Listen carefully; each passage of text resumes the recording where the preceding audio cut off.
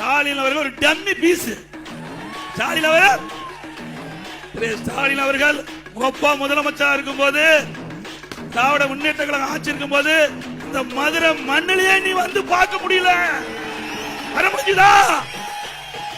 மதுரை மண்ணில கால் எடுத்து வைக்க முடியாத ஸ்டாலின் அவர்களே வீரவசனம் பேசுதெல்லாம் விட்டுருங்க. இன்றைக்கு ஸ்டாலின் வீரவசனம் பேசுறார். பழைய முடி திமுக பாத்தீங்கன்னு பாத்துட்டுமே, நீ தான் மதுரைக்கே வரலையே. ஸ்டாலின் ஒரு டம்மி பீஸ். ஸ்டாலின் ஒரு இன்னொருத்தர் இருந்தார், யாருன்னு தெரியும், இந்த மண்ணிலே இருந்தவர், வேறு பக்கம் சென்று விட்டார். யாருன்னு தெரியுமில்ல? உண்மையிலேயே நான் அவரை பேசல, நம்ம விட்டு போயிட்டாரு. எங்க இருந்தாலும் வாழ்க. மாற்றுத்திறனாளிகள் கூட்டுறவு அமைப்பிலே வாங்கிய கடன் முழுவதும் தள்ளுபடி செய்யப்படும். நகர பகுதியில் சாலை ஓரமாக கடை வைத்து கூட்டுறவு சங்கத்திலே வாங்கிய கடன் தள்ளுபடி செய்யப்படும். புதிதாக சிறு கடைகள் வைப்பதற்கு அவர்களுக்கு குறைந்த வட்டியில் கடன் வழங்கப்படும். அதோட ரேஷன் கடையில் வழங்கப்படுகின்ற அரிசி சற்று தரம் குறைவாக இருப்பதாக கோரிக்கை வந்திருக்குது. என்னிடத்தில் தகவல் கொடுத்திருக்கிறாங்க. அதிமுக ஆட்சி அமைந்த உடனே நம்முடைய மளிகை கடையில் எப்படி தரமான அரிசி இருக்குதோ அதே போல ரேஷன் கடையில் வழங்கப்படுகின்ற அரிசி தரமான அரிசியா வழங்கப்படும். அது எத்தனை ஆயிரம் கோடி செலவானாலும் பரவாயில்ல, தரமான அரிசி வழங்கப்படும். அதோட இப்போ விலையெல்லாம் அரிசி தான் வழங்குறோம். இனி அதிமுக ஆட்சி வந்த உடனே விலையெல்லாம் பருப்பு வழங்கப்படும், விலையெல்லாம் எண்ணெய் வழங்கப்படும். அம்மா இல்லம் திட்டம், அந்த அம்மா இல்லம் திட்டத்தில் ஏழைகள் ஜாதி மதம் கிடையாது, வீடு இல்லாம இருந்தா அவர்களுக்கு அதிமுக ஆட்சியில் சொந்தமா நிலத்தை வாங்கப்பட்டு அற்புதமான கான்கிரீட் வீடு கட்டி கொடுக்கப்படும். பட்டியலின மக்கள், அருந்திதர் மக்கள், ஆதிரிடா மக்கள், அந்த மக்கள், அந்த குடும்பத்தை சேர்ந்தவர்கள், மலைவாழ் மக்கள், அந்த குடும்பத்தை சேர்ந்தவர்கள் திருமணமாகி தனி குடித்தனம் போகின்ற பொழுது அவர் வசிப்பதற்கு வீடு இல்லாமல் இருப்பதாக எங்களிடத்தில் கோரிக்கை வச்சிருக்கிறாங்க. அப்படிப்பட்ட மக்களுக்கு அரசாங்கமே சொந்தமா இடம் வாங்கி அற்புதமான வீடு கட்டி தரப்படும். அந்த மக்களுக்கு முதியோர்களுக்கு வழங்கப்படுகின்ற ஓய்வூதியம் 2000 ரூபாயை உயர்த்தி வழங்கப்படும். நம்முடைய மாணவர்கள் பட்டம் படித்து வேலை வாய்ப்பிலே பதிவு செய்து வேலை கிடைக்காம இருக்கின்ற அந்த மாணவர்களுக்கு வேலை கிடைக்கின்ற வரை மாதந்தோறும் 2000 ரூபாய் வழங்கப்படும். பிளஸ் 2 வரை படித்த மாணவருக்கு 1000 ரூபாய் வழங்கப்படும். இஸ்லாமியர்கள், கிறிஸ்துவ மற்றும் ஏனைய சிறுபான்மை வகுப்பை சேர்ந்த மகளிர் சுய தொழில் தொடங்குவதற்கு வட்டிலா கடன் வழங்கப்படும். இந்த திட்டமெல்லாம் அதிமுக ஆட்சியுடனே செயல்படுத்தப்படும் என்ற மகிழ்ச்சியான செய்தியை தெரிவித்தார். அதோட ஜல்லிக்கட்டு போட்டி நடைபெறுகின்ற அனுமதி வாங்கி நடந்தா அதுக்கு 5 லட்சம் ரூபாய் உதவித்தொகை வழங்கப்படும். ஜல்லிக்கட்டு போட்டியிலே கலந்து கொண்டு அவர் அந்த விபத்து ஏற்பட்டு உயிரிழந்தால் அந்த குடும்பத்துக்கு 10 லட்சம் ரூபாய் உதவித்தொகை வழங்கப்படும். அதோட ஜல்லிக்கட்டு போட்டியிலே கலந்து கொள்கின்ற பதிவு செய்யப்பட்ட வீரர்களுக்கு காப்பீட்டு திட்டத்திலே சேர்க்கப்படும். அந்த பிரீமியம் அரசாங்கமே செலுத்தும். இவ்வளவு அதிமுக ஆட்சி வந்தா செயல்படுத்தப்படும் என்பதை நேரத்தில் தெரிவித்து, இது வேளாண் பெருமக்கள் நிறைந்த பகுதி, இந்த வேளாண் பெருமக்கள் நிறைந்த பகுதி. இன்றைக்கு மனிதருக்கு உயிர் எப்படியோ நம்முடைய மக்களுக்கு நீர் முக்கியம், விவசாயத்திற்கு நீர் முக்கியம். அந்த நீரை முறையாக சேமித்து வைக்க வேண்டும் என்பதற்காக குடிமராமத்து திட்டத்தை கொண்டாந்தோம். குடிமராமத்து திட்டத்தை கொண்டாந்து ஏரி, குளம், குட்டை அனைத்தும் விவசாய பங்களிப்போடு அதை தூர் வாரப்பட்டு அந்த வண்டல் மண் விலையில்லாம விவசாய நிலத்துக்கு கொடுத்த அரசாங்கம் அதிமுக அரசாங்கம். இப்போ ஒரு லோடு மண் அள்ள முடியுமா? மீண்டும் அதிமுக ஆட்சிக்கு வந்தா குடிமராமத்து திட்டத்தை கொண்டு வருவோம். விவசாயிகள் அங்கங்க இருக்கிற ஏரி, குளம், குட்டையில துண்டல் இந்த வண்டல் மண் அள்ளிக்கொள்ளலாம். விவசாயி 24 மணி நேரம் பம்பு செட்டை இயக்கலாம். அதிமுக ஆட்சியில் மும்முனை மின்சாரம் கொடுத்தோம்.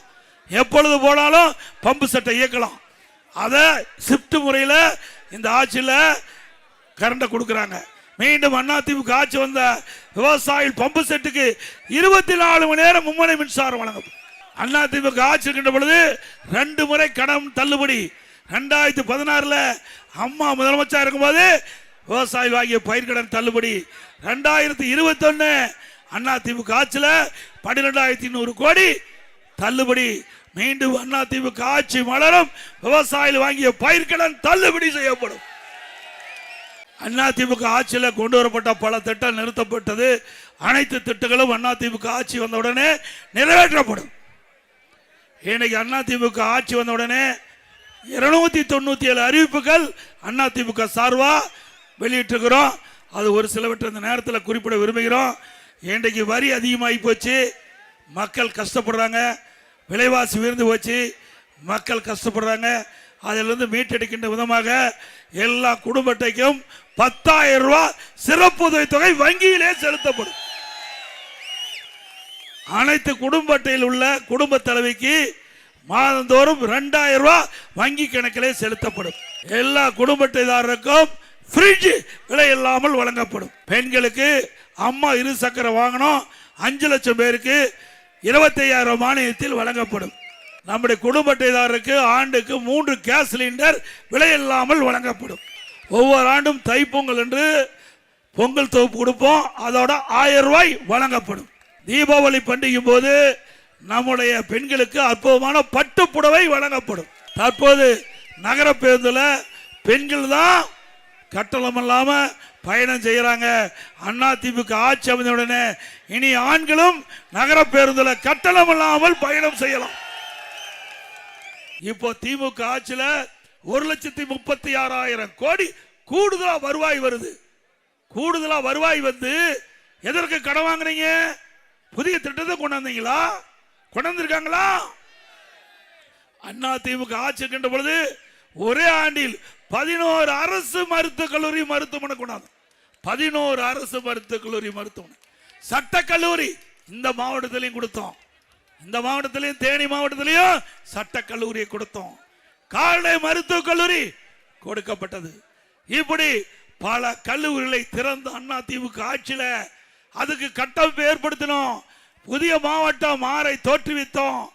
பல தாலுகா, பல கோட்டம் எல்லாமே அதிமுக ஆட்சியில கொண்டு வந்தோம். இப்படி ஏதாவது கொண்டாந்துருக்காங்களா? மரியாதைக்குரிய போற்றுதலுக்குரிய பசுமான் முத்துராமலிங்க ஐயா தேவர் அவருடைய